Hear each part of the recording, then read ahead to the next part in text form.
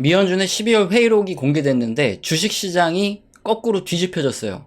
연초부터 제롬 파월 미 연준 의장의 실수로 주식시장이 하락하는 유례없는 황당한 일이 벌어지고 있습니다. 지난 12월 13일에 FOMC라고 미 연준에서 기준금리를 결정하는 우리나라의 금통위와 같은 이 회의가 열렸는데, 그 회의가 끝나고 나서 연준 의장이 기자회견을 엽니다. 여기서 기자들이 질문을 하고 앞으로 기준금리가 어떻게 될지 추측을 하게 되는데, 당시에 파월 연준 의장은 기자들의 질문에 이렇게 답했어요.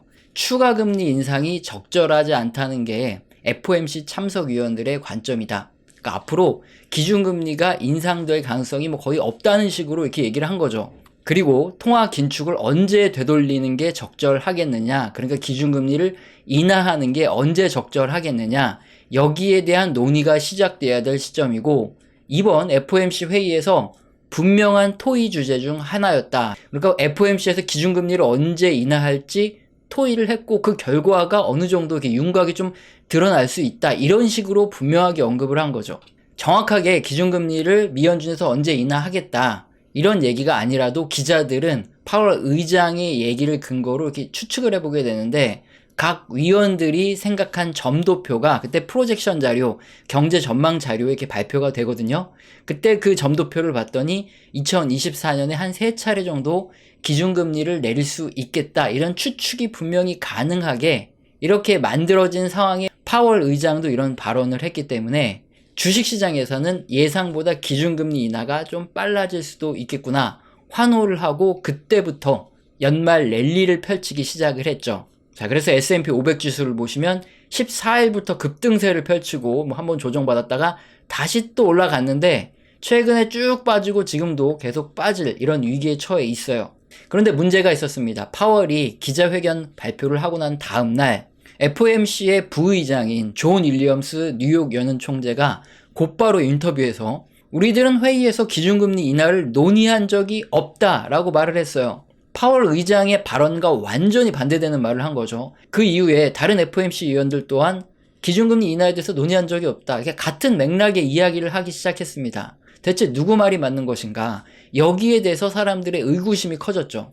잠깐 참고로 좀 말씀드리면, 어떤 뉴스 기사에서 보면은 존 윌리엄스가 FOMC 부의장 다음으로 권력이 막강하다 이렇게 나오면서 조금 헷갈리게 하는 경우가 있는데, 여기 그림에서 존 윌리엄스가 이제 바이스 체어라고 그래서 부의장이다 이렇게 나오는데, 뉴욕 연은 총재는 항상 이 투표권을 가진 이 FOMC 위원입니다. 그리고 FOMC 회의에서는 항상 뉴욕 연은 총재가 부의장직을 맡아서 회의를 진행을 합니다. 이 부분은 좀 헷갈리지 않으셨으면 좋겠어요. 이건 참고사항이고, 어쨌든 주식시장의 참가자들의 입장에서는 누구 말이 맞는지 보다는 일단은 랠리를 즐기자 하면서 연말에 주식시장이 상승을 하고 10년물 국채금리가 12월 14일에 이렇게 급락을 해서 뚝 떨어집니다. 금리가 떨어지면 장기 국채 금리도 결국에는 중장기적으로 따라서 움직이거든요. 그러면 국채 금리가 떨어졌다 그러면 채권을 미리 매수해둔 사람들은 가격이 확 올라가서 큰 수익을 봐요. 그래서 장기 트레이더들이 10년물 국채를 뒤늦게라도 갑자기 막 사들이기 시작하면서 이렇게 장기 국채 금리가 폭락을 했던 겁니다. 이게 다 파월 의장이 앞으로 기준금리 인하가 될 것 같이 이렇게 얘기를 했기 때문에 주식시장도 랠리가 나온 거고, 채권시장의 가격도 올라가고 채권 금리도 폭락하고 이런 사건이 터진 거예요. 자, 그런데 이제 29일을 정점으로 시작해서 올해부터 주식시장이 이렇게 가파르게 떨어져 내리고 있어요. 대체 왜 이런 문제가 터진 걸까요? 자, 결국에 전일에 FOMC 회의록이 공개가 됐습니다. 제롬 파월의 말이 맞는지 위원들의 말이 맞는지 답이 딱 나오는데, 결론은 뭐냐? 파월이 기자회견에서 말실수를 한 걸로 판명이 나버렸어요. FOMC 회의에서 기준금리 인하에 대한 논의 자체가 없었던 거죠. 보여드리는 게 FOMC 회의의 내용인데 제가 꼼꼼하게 확인을 했거든요. 근데 오히려 제롬 파월 의장이 말했던 것과 달리 이 회의록을 보면 인플레이션에 대한 우려를 하고 있고, 금리를 빨리 내려야 된다는 비둘기가 아니라 오히려 매파적인 성격이 강해요.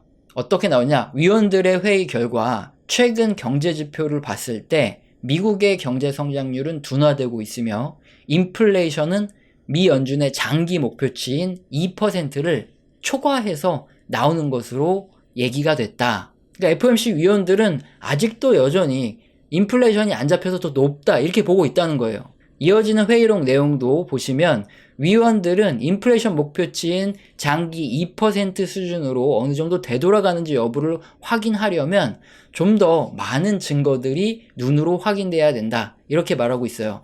물가 관련된 지표들이 진짜 확실하게 떨어지지 않으면 우리들은 못 믿겠다. 이겁니다. 그리고 제출된 점도표에 대한 얘기도 나오는데 위원들이 제출된 점도표에서 분명히 2024년 올해 말까지 기준금리의 범위를 낮추는 것이 적절하다. 이렇게 다수 의원들이 예측을 했으나 금리를 내린다고 이렇게 점도표를 찍었지만 이 전망 자체가 너무나 불확실하고 오히려 몇몇 위원들은 현재 금리 수준을 올해 말까지, 그러니까 내년까지도 유지해야 된다고 말했다. 그래서 위원들은 어떻게 하기로 했냐.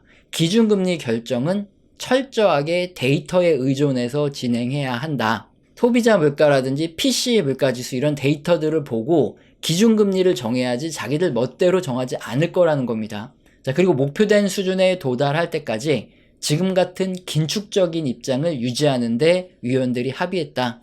조금 떨어진다고 확 내리고 그럴 일은 없고 최대한 천천히 목표 수준에 도달할 때까지 확고하게 긴축을 계속 하겠다. 이겁니다. 금리를 쉽게 안 떨어뜨리겠다는 이런 합의를 했다는 거죠. 자, 이 회의록의 내용들을 봤더니 어떠십니까? 기자회견에서 제롬 파월이 했던 얘기와 완전히 반대죠. 자, 이렇게 FOMC 의사록의 내용을 미리 알기라도 하는 듯, 당연히 미리 아는 사람들은 있겠죠. 빠른 금리 인하에 대한 기대감이 완전히 사그라들면서 지난 12월 14일 이후에 쭉 상승했던 이 주식시장들은 단기 트레이더들을 중심으로 너무 성급했다. 그래서 주식시장이 너무 올라갔구나 하면서 29일 고점으로 계속 지금까지 떨어져 내리고 있습니다. 파월의 말실수 때문에 주식시장의 변동성만 굉장히 커진 겁니다. 의사록에서 다행스러운 부분도 있습니다.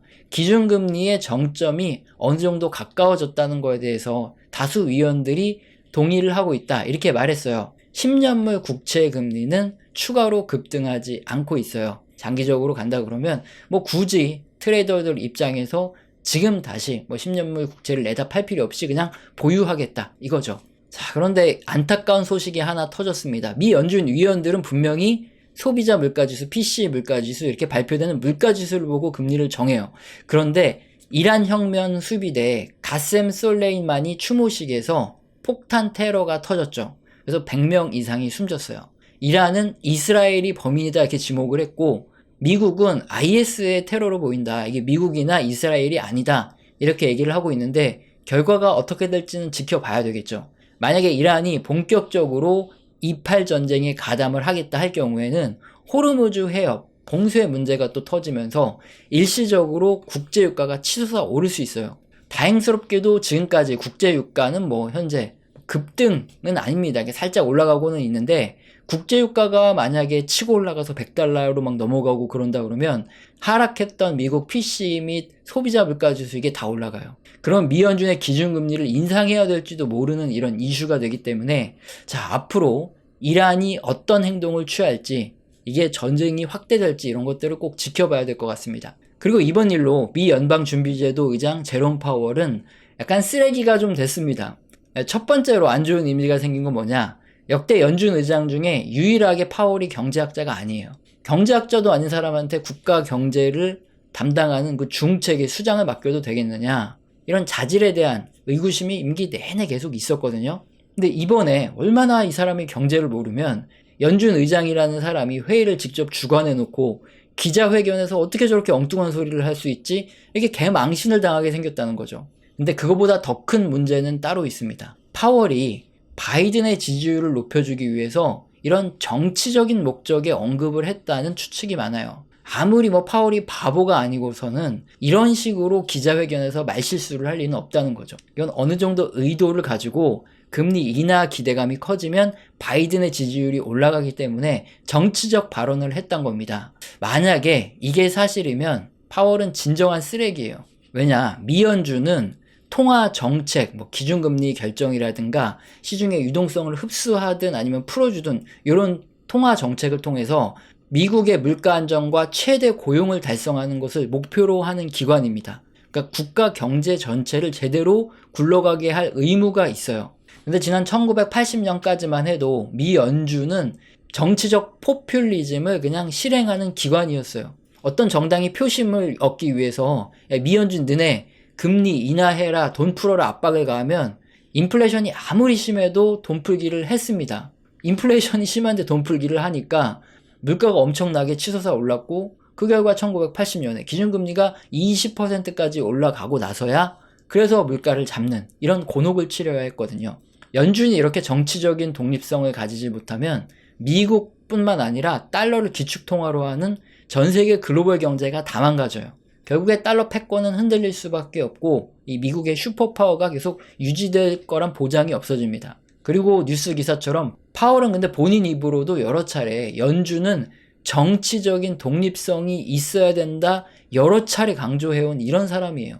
그런 사람이 만약에 이 바이든의 지지율을 위해서 그런 헛소리를 했다. 그러면 이건 완전히 쓰레기가 되는 거죠. 무엇이 진실인지는 모릅니다. 어쨌든 파월은 이러나 저러나 이번 일로 평판을 잃었고요.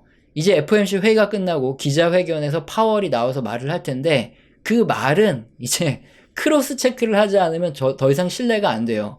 절전 12월 14일에 파월 의장의 기자회견이 끝나고도 이 얘기는 말씀을 드린 적이 있는데 기준금리 인하 문제는 단기 트레이더들에게 유용한 정보일까요? 아니면 중장기로 투자하시는 분들한테 유용한 정보일까요? 당연히 차트에서 그대로 드러나듯이 단기 트레이딩용 정보입니다. 단기 트레이더들처럼 치고 빠지고를 잘 못하면 금방 이렇게 올라갔다가 떨어져 내릴 수도 있어요. 앞으로도 마찬가지입니다. 앞으로도 기준금리 인하가 빨리 될 수 있다. 이런 기대감이 생기면 단기간에 주식시장은 반등할 수 있겠지만 악재가 터지면 또 금방 떨어질 수 있어요. 단기 트레이더가 아니면 대응이 불가능하죠. 그래서 중장기로 투자하시는 투자자라면 이 표면적인 변화가 아니라 전체 실물 경제의 흐름을 보면서 즉 본질적인 부분을 보면서 투자를 하셔라 말씀을 드리고 있고 발표된 주요 경제지표들은 하나하나 모니터링을 해서 이게 중장기 투자자에게 필요한 정보인지 단기 트레이더에게 필요한 정보인지 이렇게 구분을 해서 설명을 드리고 있기 때문에 계속 영상을 시청하시면서 도움을 받으시면 될 것 같습니다. 각각 투자 성향에 따라 중요한 정보가 따로 있기 때문에 취사 선택을 잘 하셔서 투자를 하셔야 됩니다. 투자 판단에 도움이 되셨기를 바라고요. 우리 채널에서는 영상 시청하시고 도움되셔서 후원 주시는 감사하신 분들이 계시죠. 제가 말로만 감사합니다 때우지 않고 한 달 동안 소통을 제대로 합니다. 교육 같은 이런 소통을 진행하는데 여기서는 거시경제의 사이클뿐만 아니라 각 산업의 사이클, 그 업황과 함께 움직이는 종목, 기업들에 대한 얘기도 나와요. 공개된 방송에서는 좀 민감하게 하기 힘든 얘기를 하고 있기 때문에 영상 하단에 보시면 더보기 누르시면 영상 하단에 설명란 있습니다. 여기서 꼭 읽어보시고 내가 해당된다 하시면 메일 주시길 바랍니다. 그리고 영상 맨 마지막에는 우리 채널에서는 그동안 어떤 얘기를 했고 현재 어떤 의견을 드리고 있다. 이게 중장기 투자자분들한테 도움이 될 만한 얘기를 해드리고 있어요. 그래서 처음 보신 분들은 보시고 도움을 받으셨으면 좋겠습니다. 항상 증거 영상도 계속 올려드리는데 귀찮아요. 그래서 그냥 바로 설명을 드릴게요. 우리 엔비디아의 차트가 바로 우리 흑역사를 그대로 증명합니다. 제가 2019년에 유튜브를 시작했는데 2019년 말에 60% 채권을 가지고 있어라 이렇게 얘기했다가 엄청나게 욕을 먹었어요. 비아냥을 거의 한 2020년 3월 코로나 터지기 직전까지 들었습니다. 그랬는데 다행히 현금 갖고 있다가 저점 매수 이제 해야 된다. 우리 현금 갖고 있으니까 이 얘기했다가 블렌집에 부채질 하냐 이러면서 어마어마하게 쌍욕을 먹었어요. 아니 그러면 이게 맞춘 거잖아요. 그럼 이제 경제 채널에서 와 이러면서 성지순례 어쩌고저쩌고 하면서 구독자가 늘어야 되잖아요. 근데 구독자가 안 늘어요. 조회수도 안 늘고 구독자도 안 늘어 맞췄는데. 그런데 왜 구독자가 늘었냐? 이때 국뽕 영상 같은 거. 그때 우리 기업들한테 전화 돌려가지고 일본에서 이제 수출 규제하기로 했던 품목들 있죠. 그런 거 만들 수 있냐? 그거 만들 수 있다. 그래가지고 그거 방송했다가 국뽕 영상이 터져서 국뽕 채널로 떡상했어요. 그래서 그때 잠깐 국뽕으로 갈까 하다가 도저히 못하겠다. 경제 채널 본연의 임무로 돌아오자 해서 이렇게 그때 이제 구독자가 늘은 거지 이게 저점 매수를 맞춰서 는 게 아니에요. 어쨌든 2020년 이제 하반기 들어가면서 한 6월, 7월, 8월 넘어가면서 엔비디아, 나이키, ASML 빅테크주들이 아주 자주 언급됐습니다. 저도 이제 샀다고 이때 얘기를 하는 바람에 졸지에 추천주가 돼버렸어요. 물론 이런 채널에서 추천주 이런 건 안 하는데 어쨌든 2020년부터 계속 존버 인베스트 했던 기간이죠. 그래서 우리 채널 보면은 이제 어디 뜸하게 가 있다가 어디 이제 처물려가지고 마음고생 하시는 분들이 우리 채널에 와서 존버하라는 거 얘기 듣고 위안을 삼고 가던 때가 2020년부터 2022년 한 4, 5월 요때까지예요. 근데 2022년 4월에 그때 이제 전향을 하죠. 존버가 아니다. 근데 이때 3월부터 4, 5월 뭐 요때까지 계속 기술주에 대한 우리가 갖고 있는 거 요 정도면 뭐 많이 먹었지 않냐 이렇게 매도 의견을 냈다가 얘기도 안 하고 매도로 전환했다. 존버에서 매도로 갑자기 금세 손바닥 뒤집듯 바뀌었다 하면서 엄청나게 욕을 먹었어요. 변절자 이렇게. 그래서 그때 댓글창이 다 낀 거예요. 욕을 너무 먹으니까.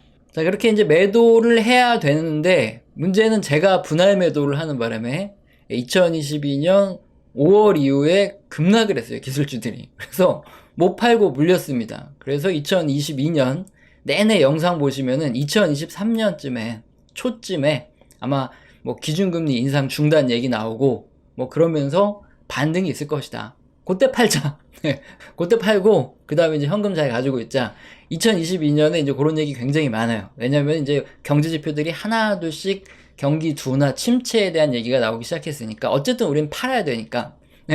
2023년에 갑자기 반등을 주죠. 그때 이제 제가 계속 금리 인상 중단 요런 기대감이 커진다 요 얘기를 했기 때문에 저도 이제 그때 상반기에 이제 분할 매도를 다 마쳤어요.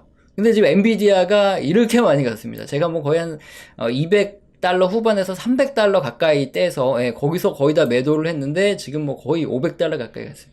이거 보면 잠이 안 와요. 그래서 엔비디아를 지금 못 쳐다보고 있어요. 근데 어쨌든 뭐 이제 100달러 부근에서 사서 이제 거의 한 300달러 가까이서 팔았으니까 이제 많이 먹긴 했는데 갖고 있었으면은 거의 한 5배 튀기는데 이거 참 환장하겠죠. 그리고 지금 뭐 더 올라갈 수도 있다 이런 얘기가 나오면 미쳐요 사람. 왜 주식을 갖고 있다가 팔았는데 더 올라가면 환장하잖아요. 그래서 지금 약간 이런 흑역사 이게 벌어지고 있다. 이게 지금 현재 의견입니다. 그래서 어떤 의견이냐 2020년 코로나 이후부터 2022년 요 초중순 그때까지가 존버 인베스트였다면 그 다음부터 이제 하나 둘씩 경기 지표가 둔화되기 시작해서 2023년부터는 사실상 이제 침체를 말하는 침체 인베스트예요. 그래서 이제 여기서는 이제 슬슬 다 정리를 하셔야 되고 이제 리스크 관리를 하셔야 된다. 이게 2023년부터 거의 뭐 명확하게 말씀드려오고 있습니다. 사실 그대로 말씀드리는 거예요. 굳이 뭐 증거 영상도 남기고 하는데 귀찮으니까. 근데 여기서 저희가 핵심적인 부분이 뭐냐, 이런 매수 매도 이 투자 결정을 여러분이 어떻게 하시냐, 이게 중요해요. 우리 채널에서는 어떻게 한다? 경제지표 다수에서 경기 둔화 신호가 나오면 그때는 이제 리스크 관리를 언제부터 경제지표 다수에서 경기 둔화와 침체에 대한 이런 시그널이 나왔냐, 2022년 이제 하반기부터 시작해서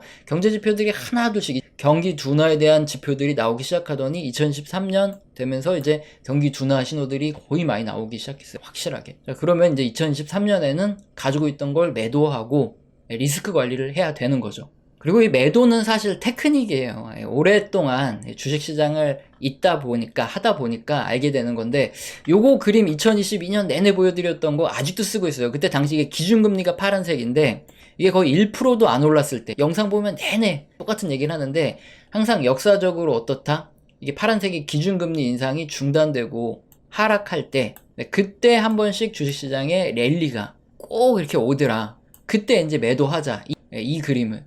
어쨌든 이건 뭐 테크닉이죠. 매도는 그냥 테크닉일 뿐이고 중요한 건 우리는 어떻게 간다는 거죠. 원칙대로 간다는 거예요. 경제지표 다수에서 경기 둔화 및 침체에 대한 경고들이 켜지기 시작하면 그때는 매도. 그리고 다시 언제 매수하냐? 다수 경제지표들에서 경제가 회복되고 있다 이런 신호들이 나타나기 시작하면 뭐 주식시장이 폭락을 하고 있던 뭐 하고 있던 그냥 그때 매수를 하는 거죠.